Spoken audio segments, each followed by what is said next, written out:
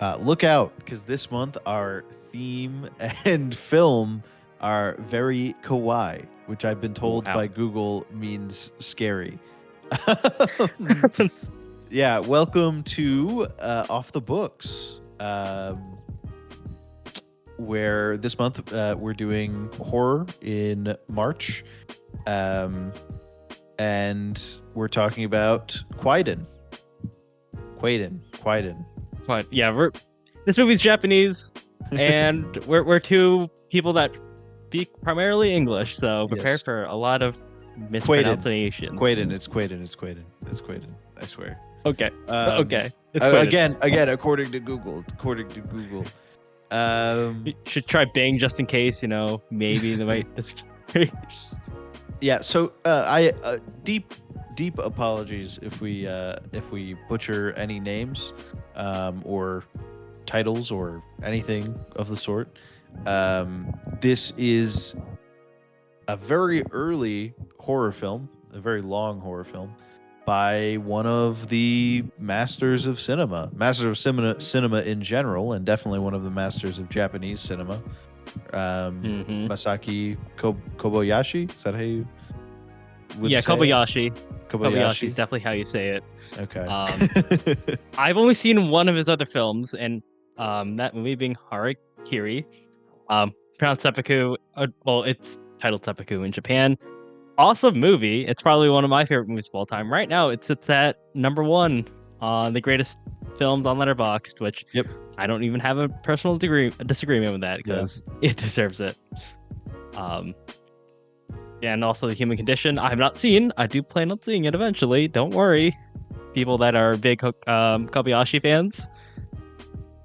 I also plan on seeing it eventually, but I also haven't seen Harakiri. So, but I've heard that Harakiri is one of those movies that are so good because they are a reversal of a trope, or a genre, Or of sorts. deconstruction. Deconstruction, that's the word I was looking for. So I need to get more into Japanese and samurai cinema in general before I do Harakiri, because I feel like it'll make it that much better. For you, Um, I know. Playing violin for you. Poor you getting Yeah. to experience like one of some of the best movies of all time for the first time. Oh no. Oh no. And um and this movie is I think his only horror film. And he was very dedicated to make this movie because allegedly he sold his house or something like that to make this movie. He was a big pacifist. And like all of his films are just very, very political. Because of how disgusted he was with imperialist Japan and their wartime efforts. And he wanted to express it through art. I don't know the exact history about that, but I know that is a very common theme throughout his films, especially regarding the human condition. Because I think he was a Japanese prisoner of war, and that reflects a lot. He originally wanted to be a painter, like Akira Kurosawa, but he decided to make more movies, and we are thankful for that. Because I think this was his first color film or second, and it shows because this movie is very, very colorful, which you wouldn't expect out of a horror film. But I don't think this film is trying to be scary. It's No. trying to be more about, I guess, just telling folk stories because these are very popular Japanese folk stories that are hide It's on. yeah. Yeah. I would say it's in the obviously it's in the Japanese like folk story tradition, but I Mhm. would say it's in the horror tradition of kind of getting kind of more at the heart of things people are Mhm. scared of, just in their heads, uh, alongside other weird horror. Like Mhm. Japan is in love with Lovecraftian stuff in particular, because I think it hits almost a similar note where it's like something in your head that makes you scared of these things more than Mhm. the things being scary and jumping out at you, themselves. Yeah. This movie especially is a big influence on Japanese horror, like, films to come. Like, we call them J-horror in America because why not? I guess. Um, like you could see its influence in like the grunge, like that white faced demon thing, or is it called the Grudge? I should The have looked this up Grudge. beforehand. The The Grudge. Grudge, yeah. Just basically these very ethereal creatures that don't look like anything from our reality. Kind of just look more like the the Kaidan from the Edo period. So basically, the art is very reflective of Kaidan, which were basically very popular in the Japanese in Japan during the Edo period because the population was very literate, and I think they had the printing press at the time, so they printed out a lot of these photos, these stories with these very surreal pictures that would tell very surreal stories about their legends, and they kind of became embedded into the culture. Um, and if you look up anything about it, you'll see how much of an influence it is on this film. So, and I think a lot of the stories, surprisingly enough, are not well, they are Japanese, but they are written by a guy who was Irish. This is, I think, just right after Japan opened up its borders during this period. It's someone he was Irish. I can't pronounce his first name for the life of me, but his last name's Hearn. He was essentially just an outsider who couldn't read or speak Japanese, but he was able to just relay these stories. He was very responsible for popularizing Japanese folk stories in the 19th century Japan, and he is also responsible, partly responsible to why Japanese culture was very popular abroad because he was able to export this and globalization. Here we are talking about Japanese story from many years ago. Partly due because of him. So that's kind of neat, I think. What did the Hearn write? He wrote a like just a collection of these Japanese stories, right?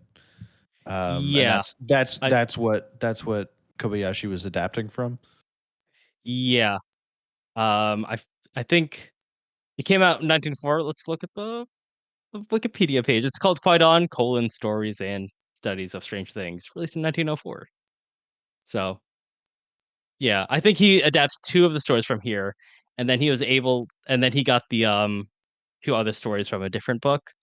So, that were relatively more obscure, and he was able to turn it into something else. So, Okay. that's interesting. Yeah, and looking into it, it appears that Hearn says that most of the stories are translated from Japanese texts, but a few of them, like Snow Woman, which is in the film, were told to him by people, a farmer in the region. Interestingly enough, because Mm, that's probably one of the more striking stories in this anthology. yeah. Would you be surprised to know that that was the story that was cut from international releases, especially in America? Really, Yeah, it wasn't they cut out the best it story. wasn't my favorite, but I would be lying if I said it wasn't striking, like visually and Yeah, yeah. very Um, especially. Um, let's talk about these stories in order. Before we get too ahead of ourselves, and then we'll sum up our thoughts of it as a whole at the end of this.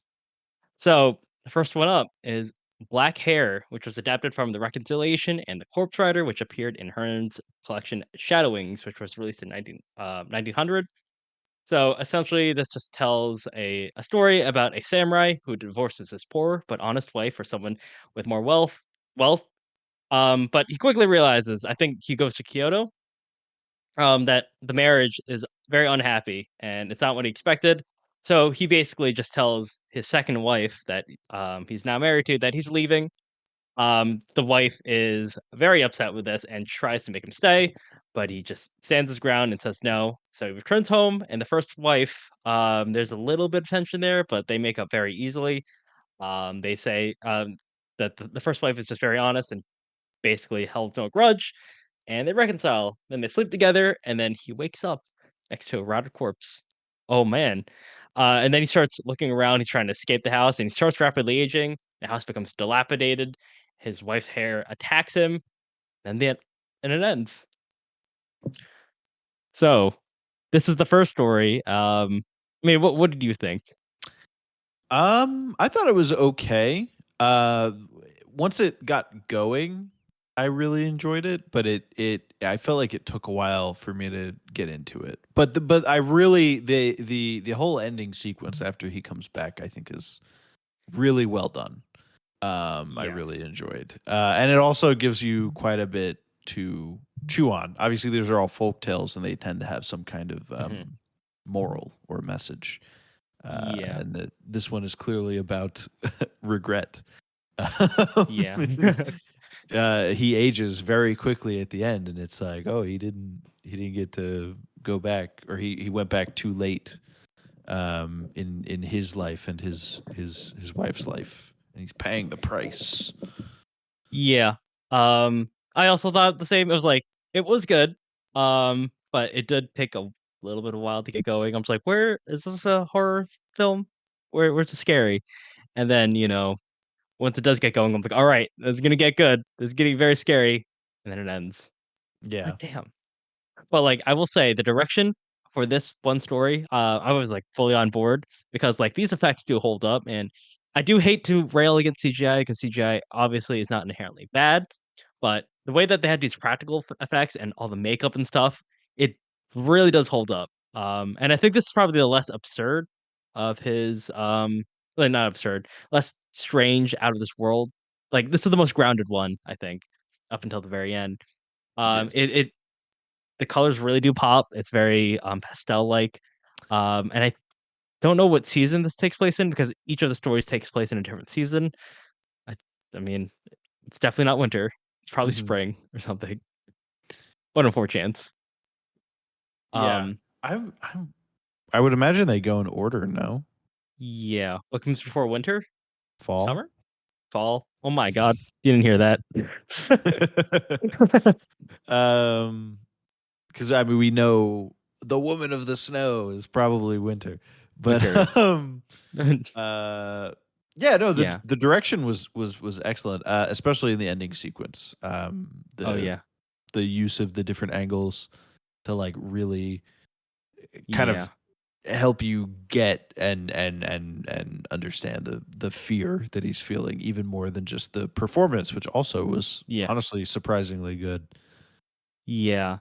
Um Honestly, if this movie was a little bit more popular back then, I could really see this, like, popping off in, like, 2008 internet with a Scary Maze game. Take a screenshot of that old man's face, once they're about to complete the maze, boom, that face Just pops out screaming. at you. Yeah. Yeah. Yeah, it is, like, on par with The Exorcist before The Exorcist was even released. Yeah, right before the Exorcist 6 years whatever, like, a full decade before The Exorcist was released. You have the scariest makeup of all time just right there. And especially when he wakes up and realizes it's like a corpse. Very scary. The music was very shrill. And like it really delivers on what it's supposed to convey. Awesome story, just kind of wish it was longer. Um, Honestly, wouldn't mind an entire movie about this. I give this a pretty good solid 7 out of 10 story. Could have been great, but it was just very good. Have anything else to Yeah. add? No, not really. The this one is probably one of the most straightforward in terms of Yeah, like message and it being good and all that. It's like very it's very straightforward. there. So I Yeah. don't really have that much more to say about it. Okay. Up next, Woman of the Snow. This is an adaptation of Hearn's Kwaidan, Stories and Studies of Strange Things, released in 1903. So essentially, we're starting out in winter. Woodcutter and his friend, they basically are trudging through the snowstorm and blizzard, and they are over encumbered. So they basically take shelter in this igloo thing. Forgot what it's basically just a building where there's obviously no heat inside. They're trying to brave the storm, take a bit of rest. And his friend is about to die.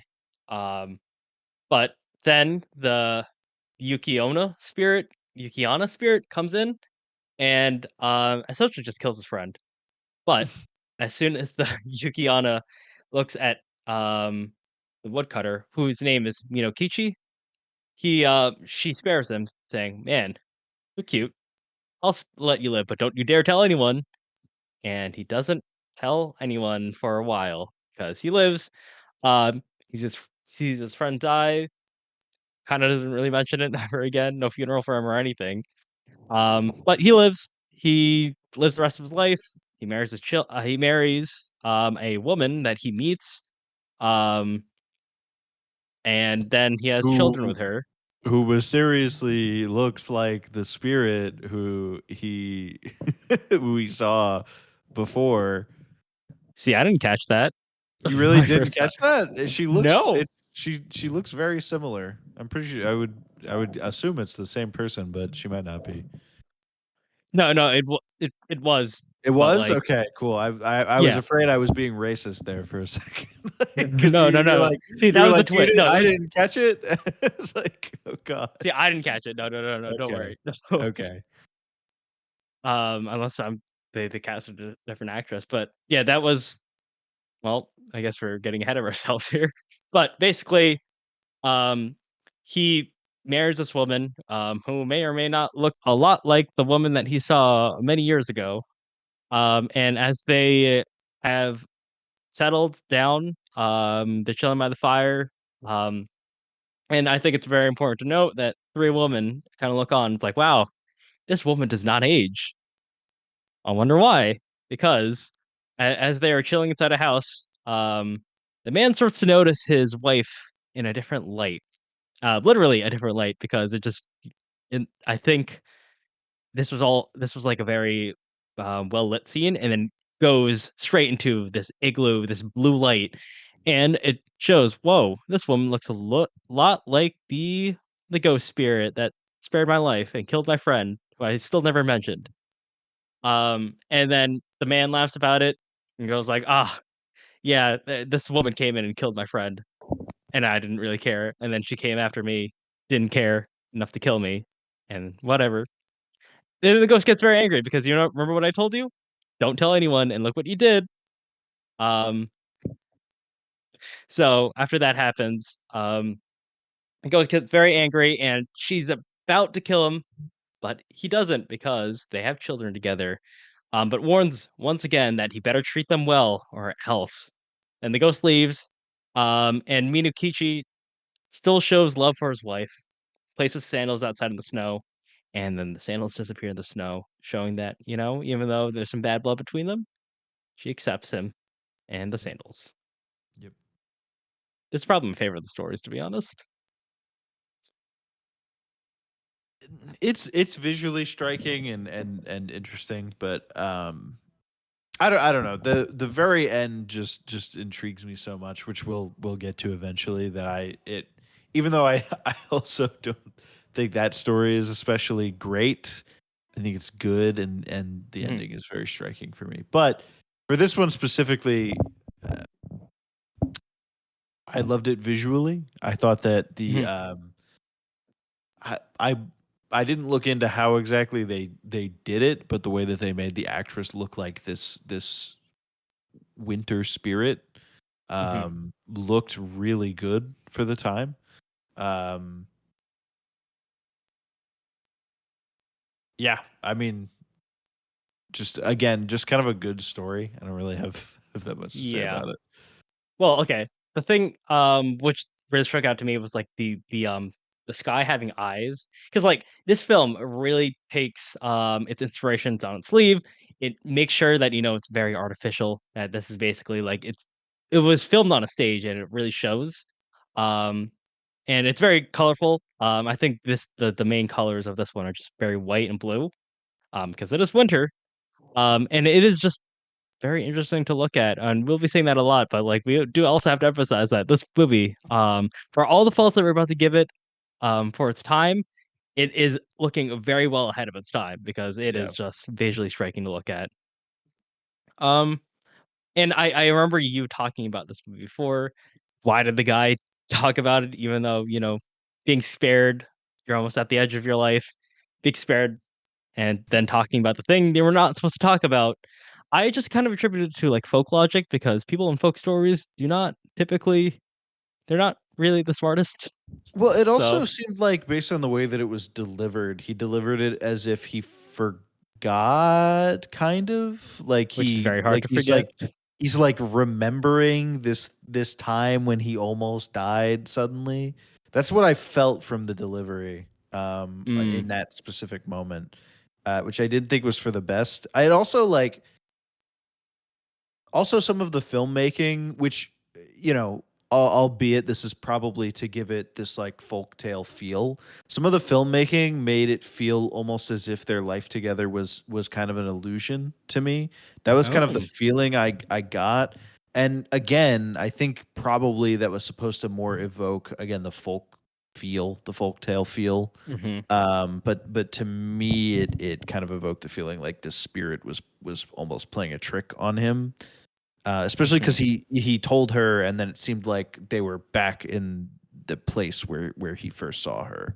Um, it I think if I'm remembering correctly, um, that was how it felt to me at the time, but I'm yeah, not sure if that is actually accurate. I think that the things I was seeing were subjective. the intention of Yeah, them was different than what I got out of it. yeah, um, yeah. No, I could see where you're coming from. I mean, yeah, I just I like the fact that it really took its time to really have a rise and fall, even though Mhm. I this kind of plays out like tragedy, a Greek tragedy, really. I guess his main flaw would be hubris because he's like, "Yo, I've got this awesome, sick what this cool wife," emphasis on cool, and it all just comes crumbling down just like that. Um, again, I liked it a lot. This is Yeah, probably my favorite of the bunch. and Still, I do like I do actually like the time it took with the story. Um, yeah, Unlike the next one, which we'll get yeah, to in a second. I felt like there was it it it it felt like it took its time with it, but it didn't overstay its welcome. Like it we got the point. We spent some time with them together, and they had their kid and everything, and their life together. And then we got those feelings, and then it was revealed and ended. I thought that the runtime was really good, and up through this thing, even though I've been saying, oh, it's good, it's very good. I haven't been using like, oh, it's amazing or anything like mhm, that.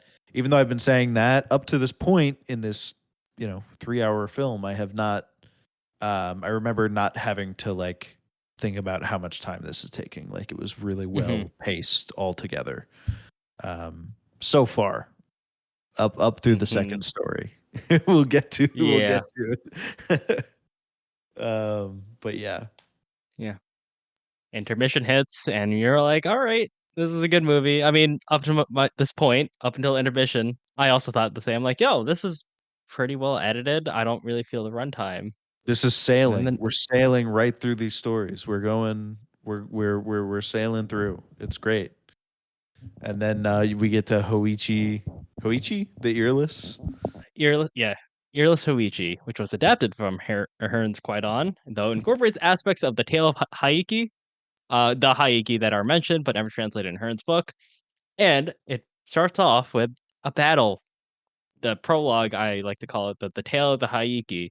Yeah. This is told by an unseen narrator who will is essentially just Hoichi, who's giving us this very, very, very, very long battle It on the sea. it is essentially an exposition dump, albeit Mhm, a pretty one that's mhm, very stylized in this like folk Japanese style. mhm. Um, but it is essentially a very long exposition dump, or it felt Yeah, very long at least. yeah. Uh, Um, but essentially, I forgot what the two clans were, but it is a very long battle on the sea. That ends in a lot of death, including the suicides of women who jump into the sea. Um, and think about this. I know we're going to be criticizing it halfway through, or not even halfway. It felt like halfway through.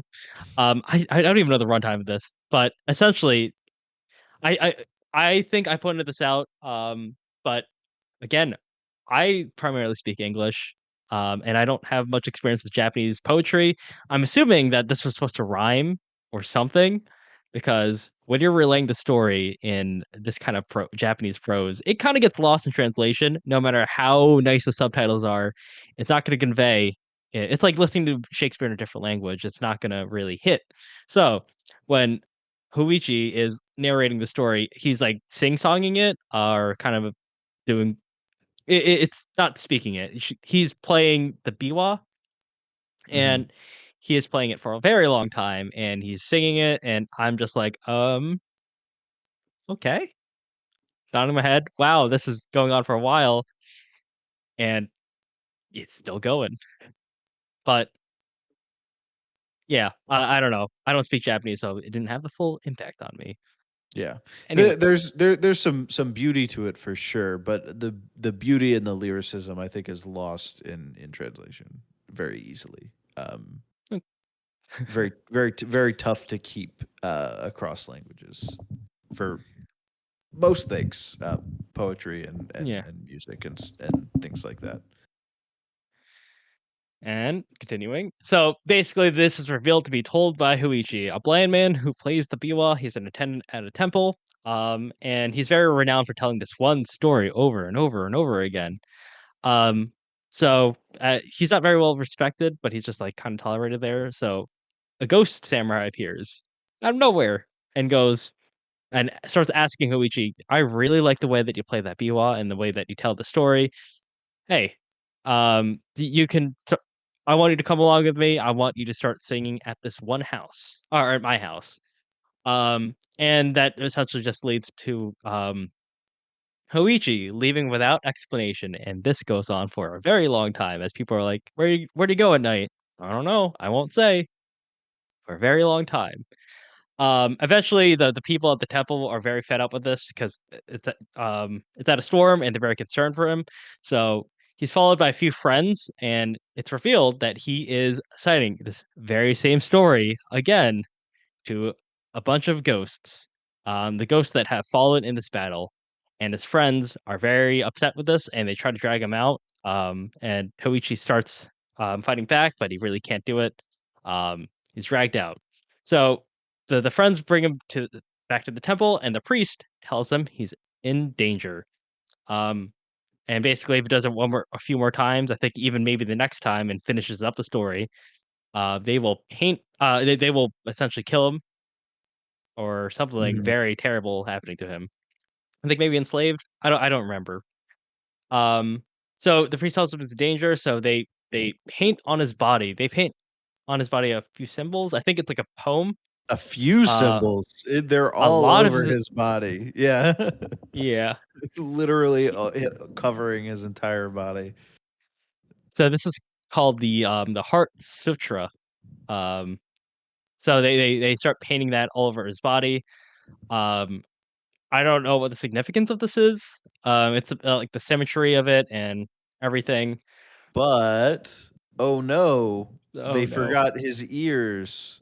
So a Yeah. spirit comes back to call for him, and, Hoichi doesn't respond, but the spirit's able to see his ears, and so he grabs them, and after a bit of a tussle, the spirit rips them off. Um, Mm, and then it's basically said that, the spirit, like, accepted this as a trade for Hoichi's life, by the people at the temple. That's what yeah. they say about it. And then Hoichi goes on to play music to console sorrowful Yeah. spirits and allow them to Yeah. rest. And And he becomes gets famous. wealthy. He becomes wealthy and famous off of that. Um, Yeah. what I want to say really quickly is I think this is just quite a shame because I'm reminded listening to the plot and going through it with you that this could have been my favorite story. I think conceptually, Yeah. the story is extremely strong, Yeah. but just some missteps somewhere. It feels like it drags for a while. The Yeah. story itself is too long. like it's or the story within the story is too long. But conceptually, I really like this. Like he he's playing for the dead and like keeping their Mhm. names alive, and but in the way that he's doing it, he's not allowing them to rest. Um, but and Hmm. later he goes on to still sing or play for them in a way, but in a way that does allow them to rest, that allows them to Huh. move on. He's playing for them in a different way and thinking about them, the spirits and the people who died in battle, in a different way. And so I like I said, conceptually, moral wise, I think it could have been the best. It could have been my Mhm. favorite, but it was my least favorite. Um, Yeah, similar vibes here. It has my favorite moments, but it also has my least favorite moments of the movie. Again, pacing is very off. Um, and it kind of just ends anticlimactically. Uh, yeah. like yeah, it becomes famous all of a It sudden. doesn't end at the climax. The climax happens and then it keeps going. Whereas the other two kind of ended where this big twist reveal Mhm. climax was. There might have been a Mhm. little something afterwards, like in the case of the second story, the Woman of the Snow. But it's Mhm. yeah, this one it even dragged past the climax. It was like, here's the Yeah. climax, and then we're gonna keep going. Like, yeah. But yeah, but I will say the climax, very well done. This is where again I appreciate CGI not being invented at this time because the way that they could have gone the easy way and make Koichi during the scene where the samurai comes in invisible and just like have him not show. But no, they go the extra step further and have a way. I don't even know how they did it. They make him transparent except for his ears, which you can kind of see the string about like the ears like dangling, like unpainted. Um, but even then, it just makes me kind of appreciate the craftsmanship there, and I'm like, This is great." Like I'm saying something. It's actually very tense because you are kept on edge if the samurai can actually see him or really can't see him. Either way, it's like he's not safe because they say right before this that there's no point screaming because no one will come to save him for some reason. They never really explain that, but Folk stories, but it folk stories, just yeah, is. accept it. Yep. Um, Yeah, but, like, either way, very tense, and the way that they, showed the samurai really, like, struggling with him, as in, like, kinda wrestling with him, trying to take off the ears, I was like, "Oh, man, they forgot the ears. Uh-oh." And the struggle they showed with it was a little bit tense. I'm not gonna be surprised, like, I was on the edge of my seat, I'm like, "I don't know what's gonna happen." It reminded me a lot like Hitchcock, in the way that really ratcheted up suspense. But aside from that, no, not really my favorite thing. The characters I just found very, very passive. They're very one note. They just, I mean, that's evident throughout all the stories, but they end when they're supposed to. This one just keeps on prolonging it. And it's also not very high stakes because, oh man, this guy is leaving the temple very intermittently. Nothing bad happened to him. It's not very high stakes either. So I don't know what's up with that either. What I will also say is that perhaps it was a misstep in the way that it was adapted, because like you said, and like I'm reading here, that it was adopted through Kwaidan, but the tale of the Heike is what's at the beginning, the like thing that he's Mhm, singing. yeah, the prologue. Um and like that's apparently, according to this, not in not fully laid out in the book. It's just mentioned. Yeah, it's like a paragraph or Right. something. So I Yeah. think that that might be the misstep here. Yeah. Giving we don't really need that context, even though it is, again, very Yeah. gorgeously filmed and stylized and all that. I don't think we really need it, and I think that's, I mean, Mhm. it extends the runtime way longer than it needs to be for this story Mhm. specifically. Um, yeah, I also do concur with that. And also I think something else like, but you also know that Kobayashi knows what he's doing because Yes, in the definitely. story, the the twist is that that comes at the end that you don't know that Hoichi is playing for the ghost. You learn this information alongside him that, oh man, the samurai that invited me to his house is helping me play for ghosts. Oh no. Obviously you couldn't really not show that because film is a visual medium. So he kind of knows what he's doing there too.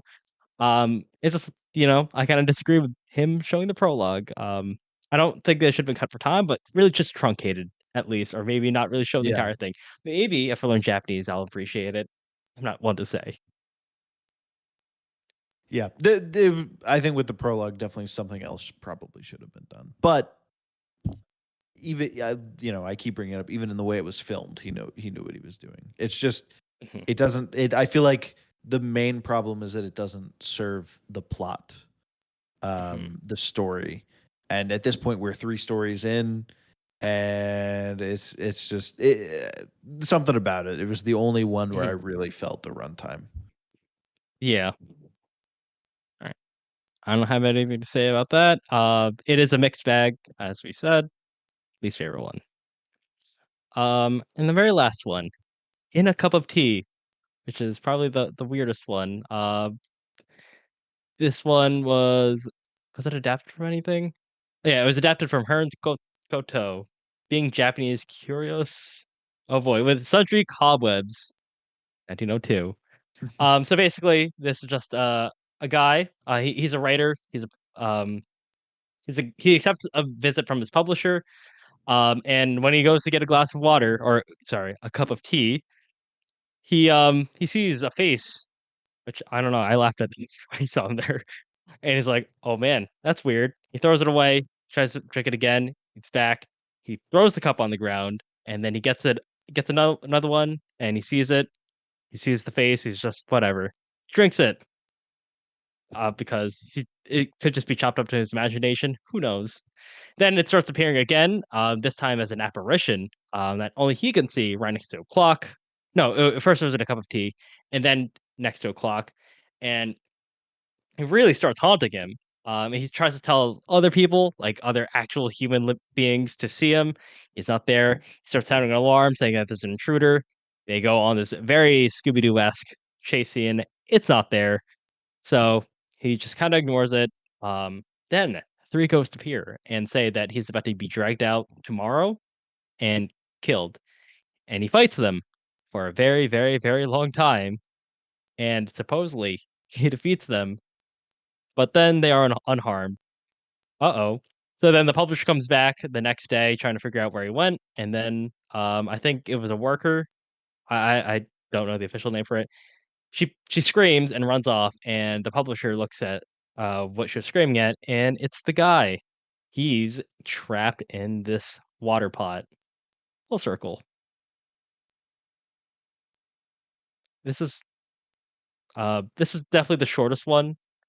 There's really not much to talk about because I think this is also the shortest story, and also the shortest story it was adapted from. Mm, He added the framing device as well, because I think at the beginning, he's like, "This guy didn't finish his story. I wonder why." And then this is the answer to it. because he prefers to leave it up to the reader's imagination, is what he says in the movie. Yeah, even even though kinda gives you the answer there, or you Just can that. heavily imply what happens. Yeah. Um, this is probably the most eh of the films.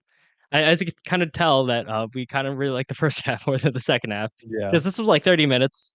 Didn't really elaborate on anything, and when it gets to the spooky climax, kind of meanders because it's just a very, very elongated fight scene Yeah. that I particularly liked the ending, which I mentioned in my Mhm. letterbox review. Not to plug my letterbox or anything.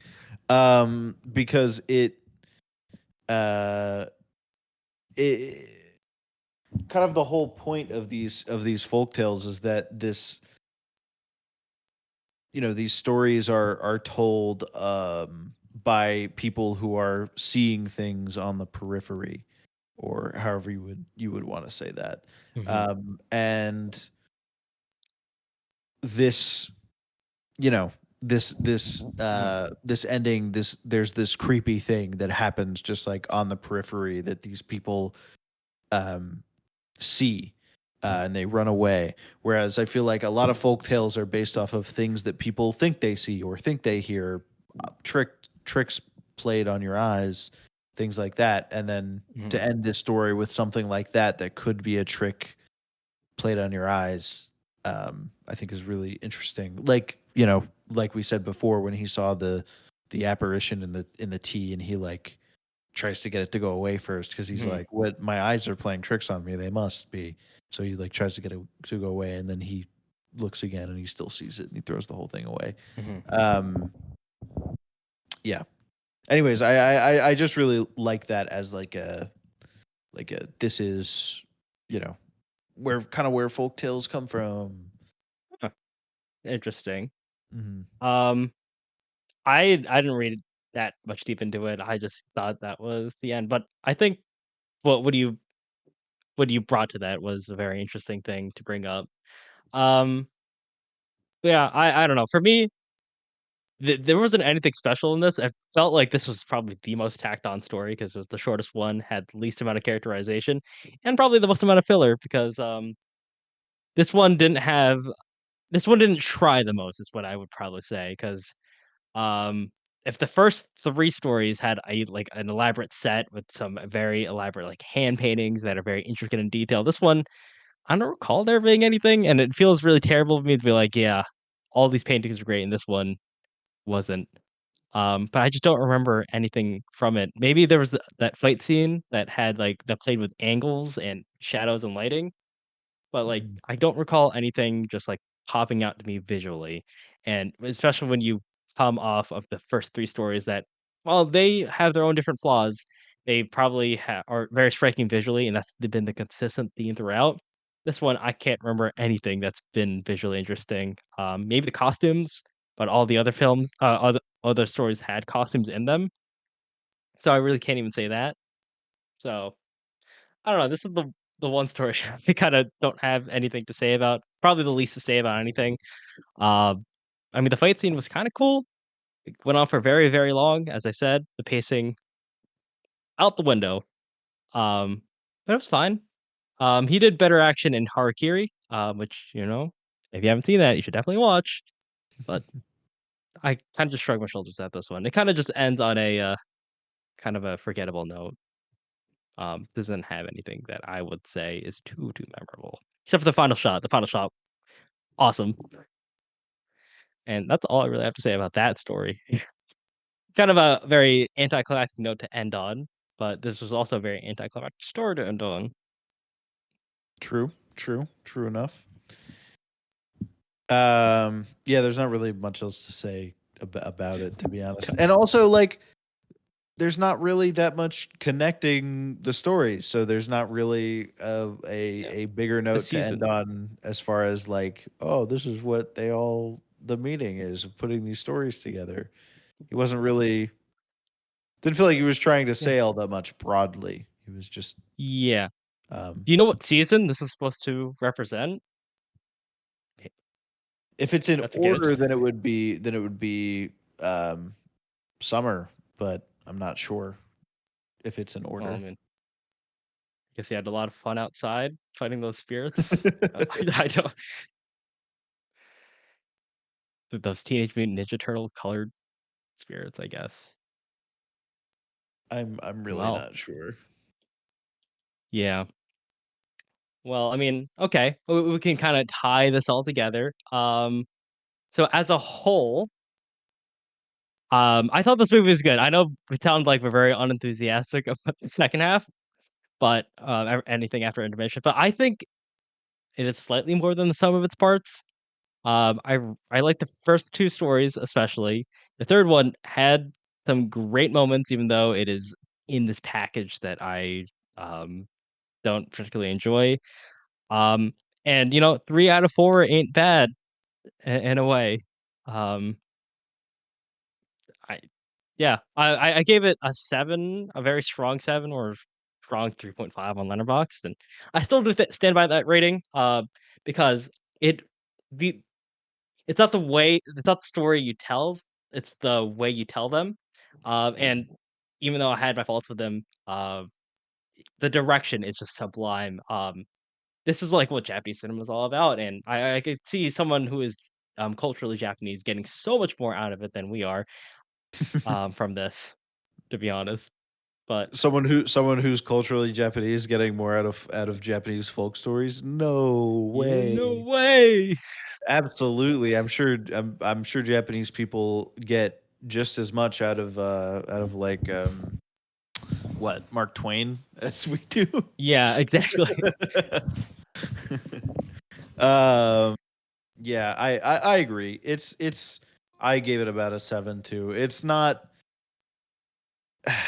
perfect by any means. And I think the honestly the third story really drags it down. I could see like strong 8, light 9 if the third story was better for me. Um, but nonetheless, again, direction sublime. The art, um, kind of the I guess art direction, the colors and all of that, beautiful, excellently, extremely well done for its time, Hmm. and that's kind of that. It's good. There's a little moral, a little nugget in each story. If you, that's not like, I kind of like that it's not like super obvious all the time what exactly it Hmm. is. I Yeah, find that it's not like an interesting. obvious like Aesop's fables. Like there Right. is a very very clear story there or a Right. moral there. Right. Here it's Exactly. just probably Yeah. it's kind of like a Greek story. Like don't mess with the gods, or maybe the gods will toy with you or Right. with human life for no reason whatsoever. Right. So yeah, there's lots to really like about this. I like how he really captured the feeling of a folk tale. Mhm. Um, but there's also lots to quite not lots, but quite a few things to have a problem with and kind of bring it down a little bit in my view. Unfortunately, which is to not to sound overly negative. About a 7.5 is pretty good. Um, Yeah, so this got nominated for a an Academy Award, by the way, in oh, it did? 1965. I know it won Yeah, an award for screenplay or something in Japan, huh. Oh, like and a the Shop on Japanese Main Street award. won, which I actually did see.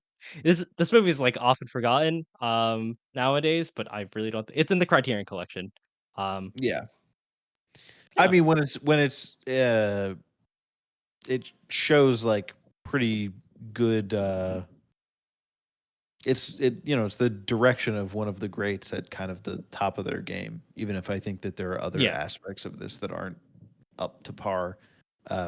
The direction is excellent and it's from one of the greats. It'll never be completely forgotten, but it's also never going to be the first film you think of when you think of Kobayashi. yeah, yeah. I mean, it's not his best film, but even I see kind of the cracks in the style. Hmm. I ain't complaining that I saw this. Yeah, yeah. There's definitely a craft to it. So it's Yeah. good All movie. right, good movie. I don't have anything else to say, so we can Yeah. wrap this up. Um, All right. join us next week. Yeah, join us next week for more horror escapades. Yeah. Quite a bit international, actually. But not me. I didn't read anything international, but yeah, tune in to see what we read for more spring horror. I Oh, I like guess. that. I like that. Uh, spring horror. Um, you can find us on Twitter and TikTok, which we're going to be more active on TikTok at not just any Well, pod. What? should we be more active on TikTok? That's true. We might get banned. TikTok could get banned at any moment. Maybe not. Um, you can check on other social medias. We might, if TikTok does get banned, we might we might make another one. Maybe we'll do start doing Instagram reels. Also, Smart. we're now on YouTube a little bit more. Um, we don't have anything quite yet because we've been focused on posting all of our old episodes. But coming up in probably the next few months, we are going to start recording more content. Maybe some Exclusive essays. content. Yeah, maybe some essays, maybe some tier lists, maybe some analysis of some kind for the YouTube channel. So if you're interested in that, go look us up on there and subscribe and everything. All of our episodes go up there as well as podcasting platforms. Concurrently, yeah. Concurrently, yep. So, but yeah, anyways, if you enjoyed, give us a like, rating, subscribe, follow, whatever it is on whatever platform. We really appreciate it. And we'll see you next week. Sayonara, Prometheus. Okay.